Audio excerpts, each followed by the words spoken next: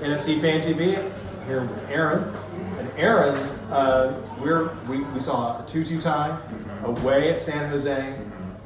Some strange play, but also we did see a theme that we've seen from other games, which is Mukhtar dribbling straight at defenses.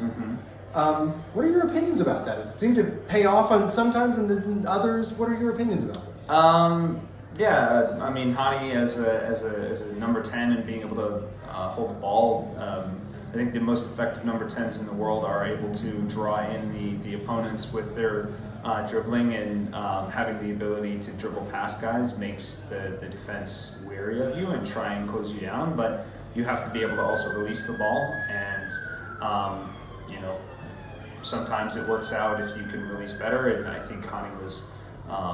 It could have been better on a couple occasions early in the first half where he could have released a little bit better, but ultimately in the end, because of his ability to lay off passes and not be super selfish, it allowed him to score that the first goal, which was really just kind of a weird goal that you don't really see all that often, where he just sort of was able to walk through the San Jose defense because the defender was so worried about the outside pass, and then just, I don't know if whatever Hani did, cast a spell on him or something like that, the defender just didn't cut back in, and Hani was able to easily put the ball away. So. Yeah, they were running parallel players with the two of them. The defenders seemed to almost run with the passes instead of run with where the ball was. Right? Yep. And again, that's credit to him as a player and him as a goal scorer. It's, which do you defend from? And to be honest, I think who was going to be out there on the left. So I think Sapong was on the left, and Godoy was like on his shoulder on the right, and kind of peeled a little further. Yeah, whoever it was, I mean, I probably would have tried to, if I were a central defender, I'd probably want to defend the center of the goal and all that stuff instead of defending the pass. And again, Hani Mukhtar is a dangerous player, and he showed it, scoring 2 goals, which is good for a bet that I have. But ultimately, I'm upset about the draw a little bit. For many reasons. So betting, so a personal goal. So you bet on a brace for Mukhtar? Is that what? The season-long bet is Hani gets 12 goals and 6 assists. So right now I think he's at 4 assists because MLS counts the hockey assist. Oh, okay. So I'm fine with that. That's easy. He's going to get 6 assists easy. It's the 12 goals that I'm worried about because I can't remember how many goals he had last year, but the 12 is certainly a little bit more now that people have kind of seen him in his prime. But 2 today, it makes it a lot easier, especially when we start going home and we're at home, and he should be able to open up some more angles. So $1 is on the line. That is a gentleman's bet. I understand that, but we all know that gentlemen's bets are more than the dollars. It's entirely it's the dollar and also the thrill of winning. That is the goal. So a really nice observation, which is that it looks like defenses are approaching Mukhtar differently. So what are the things that you're seeing from the defenses that makes it look like Mukhtar is being defended differently? Well, we talked about this yesterday with a couple guys. I don't know if they're doing anything differently, but certainly they're wary of him and what he can do. Certainly a lot more than last year. But the thing is if you have players who are good enough, it might have actually been Jason who's over there that was talking about this, where if players are the other Jason. Anyway, the other we got Jasons. We have multiple Jasons. That's okay. Anyway, so we were yesterday. A couple guys were talking about it, where if you're just good enough, sometimes the player, the other team knows how good you are and tries to stop it, but you're just so good at that one thing or whatever that you just can't really stop it. And I think that's where Hani kind of fits in. Sometimes they can stop it for some of it, but not for the whole match. And as we saw, he was able to create space a lot more, I think, in the first half. The second half, I think, was a lot more sloppy than. There's a lot more chippy play in the second half for sure. And a question that I've always had about Mukhtar with chippy play is that he seems to draw a lot of it. And I'm unsure whether or not referees are protecting him in the way that maybe they should. So I'll just say that's an opinion I have.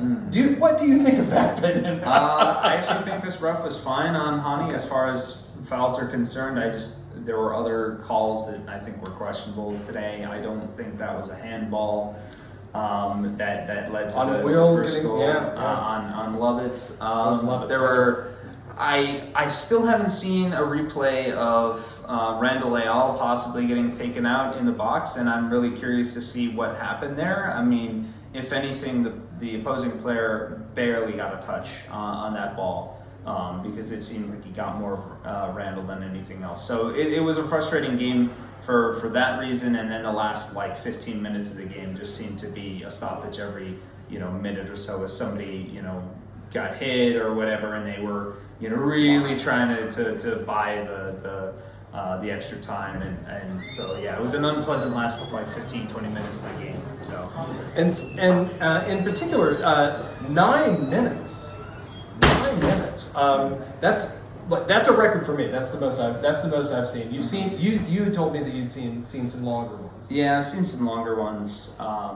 Maybe on TV here and there, but certainly 9 minutes. I mean, I was 9 minutes is probably about accurate because it certainly didn't seem like we played any sort of soccer from the 80th to the 90th minute. So it was start to stop. I felt it was fair as far as that number was concerned, but I would have liked to have a little bit more continuity there.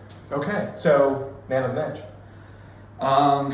It's really hard when the goal scorer has 2 goals and the only 2 goals. So I think Hani gets those honors. Yeah, I don't really see anybody else. Maybe Godoy, he was pretty good in the midfield.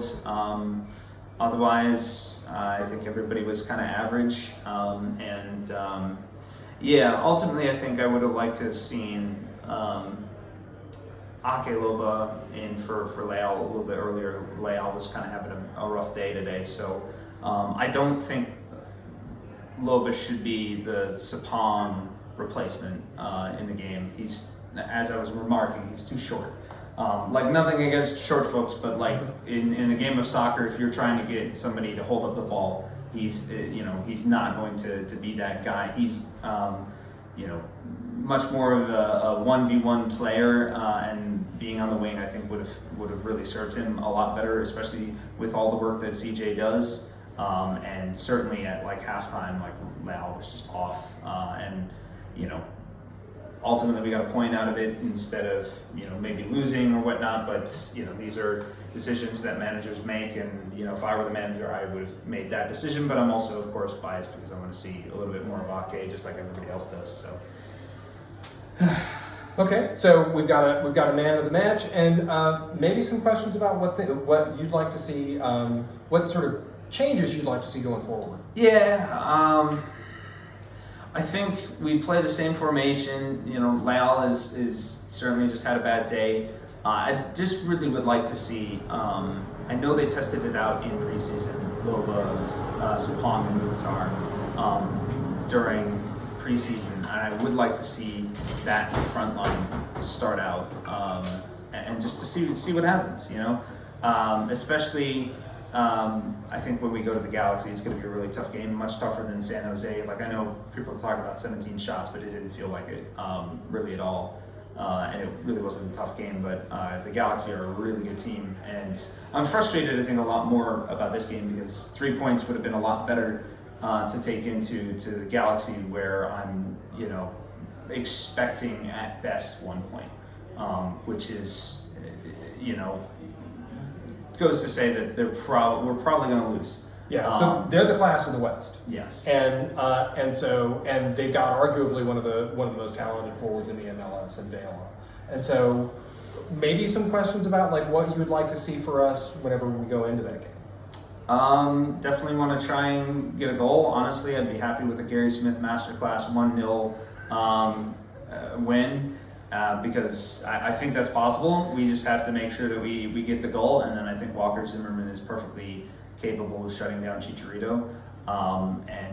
This is the Galaxy. That's right. Thank Yes, you. Yeah, yes. that's right. Not So, NSC. Got it. I believe that he could probably do that. We just have to watch out for Douglas Costa on the wing, but just shoving Alex Muyl in his face, and Douglas Costa will be confused at why Alex Muyl isn't giving him as much space and respect as he deserves. Thinks that he deserves, yeah. Alex just likes to get at people anyway, so I think that would be probably ideal. But So being able to guard Chicharito, given how intelligent he is, what a wily character he is, it's going to be a challenge for us. Yeah. Okay. Thanks, Aaron. Yeah.